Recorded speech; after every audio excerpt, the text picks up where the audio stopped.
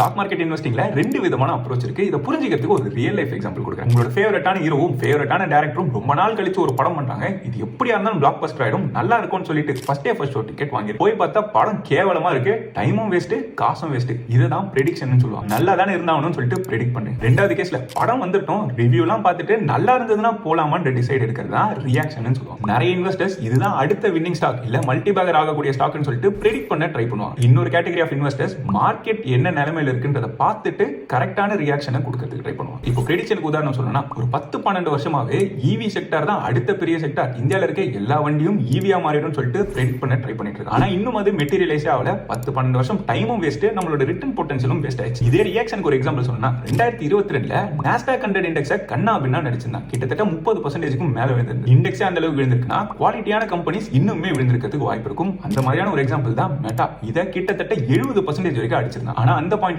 அதோட ஃபினான்ஷியல்ஸும் ஃபண்டமெண்டல்ஸும் ரொம்பவுமே ஸ்ட்ராங்கா இருந்தது. இப்போ இந்த பாயிண்ட்ல இந்த டேட்டாலாம் பார்த்துட்டு ஒரு இன்வெஸ்டர் ரியாக்ட் பண்ணி இன்வெஸ்ட் பண்ணியிருந்தாங்கன்னா கிட்டத்தட்ட 700% ரிட்டர்னை 2 வருஷத்துல எடுத்துக்க முடியும். இந்த மாதிரியான யூஸ்ஃபுல்லான ஃபினான்ஸ் ரிலேட்டட் கண்டென்ட் பார்க்கணும்னு நினைச்சீங்கன்னா இந்த சேனலை இப்பவே ஃபாலோ பண்ணுங்க. அஃப்கோர்ஸ் ப்ரெடிக்ஷன்லயே ஒரு நல்ல ஸ்டாக்கை கரெக்டா ஐடென்டிஃபை ப்ரெடிக்ட் பண்ணிட்டோம்னா 100 மடங்கு வரைக்கும் கூட நம்மளால ரிட்டர்ன் பார்க்க முடியும். ஆனால் அந்த மாதிரியான ஸ்டாக்கை கண்டுபிடிக்கிறதுக்கான சான்சஸ் ரொம்ப குறையும். ஏன் இன்வெஸ்டிங்ல ரியாக்ஷன் டைப் தான் ஒர்க் ஆகுன்றதுக்கு 2 முக்கியமான ரீசன். ஒன்னு, மார்க்கெட் சைக்கிள்ஸ்ல தான் ஆப்ரேட் ஆகும். அதாவது மார்க்கெட் விழுந்ததுன்னா மறுபடியும் ஏறி தான் ஆகும். அது விழுந்திருக்கும் போது குவாலிட்டியான பிசினஸ் ஃபண்டமெண்டலி ஸ்ட்ராங்கா இருந்ததுன்னா அதுல இன்வெஸ்ட் பண்ணோம்னா நம்ம லாபம் பார்க்கிறது மோஸ்ட் கேசஸ்ல கேரண்டி. ரெண்டாவது, குவாலிட்டி ஓவர் ஸ்பெகுலேஷன். அது அண்டர் வேல்யூடா இருக்கும்போது நிறைய இன்வெஸ்ட் பண்ணோம்னா இது ரிலையபிளான அப்ரோச்னே சொல்லலாம். இதுக்கு பதிலா எதுவுமே தெரியாத ஒரு ஸ்டாக் இதுதான் வின் ஆகும்னு சொல்லிட்டு கண்மூடித்தனமா பண்றத ஸ்பெகுலேஷன் சொல்லுவோம். அடுத்த பிரேக் அவுட் ஸ்டாக் மல்டி பேக்கரை கண்டுபிடிக்கிறேன் ப்ரெடிக்ட் பண்றது பதிலா குவாலிட்டியான பிசினஸ் நல்லா கீழே விழுந்ததுன்னா அப்ப இன்வெஸ்ட் பண்றது இன்னுமே பெட்டர். இன்ஃபேக்ட் நிஃப்டி 50ல இருக்க எல்லா ஸ்டாக்ஸும் பீக்ல இருந்து எவ்வளவு கீழே விழுந்திருக்குன்றத ஃப்ரீயா நம்மளால ட்ராக் பண்ண முடியும். அதை டீடைலா எக்ஸ்பிளைன் பண்ணி ஃப்ரீ ட்ராக்கருமே இந்த வீடியோல கொடுத்திருக்கேன். அடுத்து கண்டிப்பா செக் பண்ணி பாருங்க. யூடியூப்ல பாக்குறீங்கன்னா கீழே இருக்க ப்ளே பட்டனை கிளிக் பண்ணுங்க.